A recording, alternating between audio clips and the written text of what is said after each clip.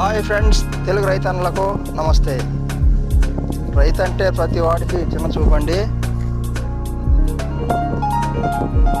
ఎందుకంటే రైతు అనేవాడు నిద్రలేసి పొలం చూసుకోవడం, మట్టిలో పని చేయడం, బర్రెలు కడుక్కోవడం, చూసుకోవడం అంటే ఉంటాయి కనుక చాలామందికి చిన్న చూపే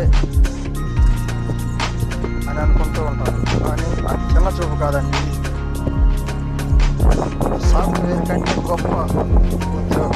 ఎందుకంటే రైతు అనేవాడు లేకపోతే ఆ సాఫ్ట్వేర్ కూడా 4 ఏళ్ళు నోట్లో పోవన సంగతి వారికి తెలిస్తే ఆ విషయాన్ని బయటపెట్టి వెళ్ళవచ్చును. కానీ అది వారి విజ్ఞతకే వదిలేద్దాం. చూడండి, 4 సంవత్సరాల క్రితం నేను ఈ గేదె ఈ సంవత్సరం ఆ గీత 4 ఈతలు నా దగ్గర, మళ్ళీ రెండవ ఈతలు ఫస్ట్ ఈత నా దగ్గరకు వచ్చింది. ఒక వెయ్యి కూడా చనిపోవడం జరిగింది. తర్వాత నెక్స్ట్ మట్టి కట్టి ఈనింది, అది పెయ్యదోడే. మూడో ఈత కూడా పెయ్యదోడ. 4వ ఈత మటుకు దున్నను పెట్టింది.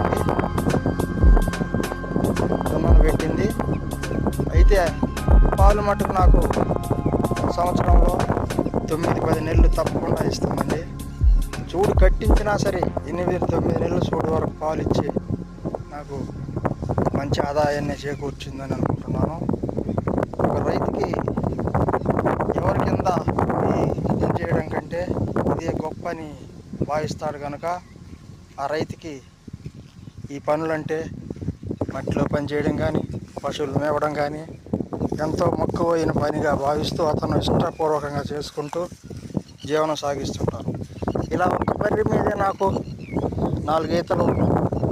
తొలి ఈతలోనే దాని పాలు మీద దాని అసలు 70,000 కొన్న డబ్బులు అప్పుడే మిగిలిపోయాయండి.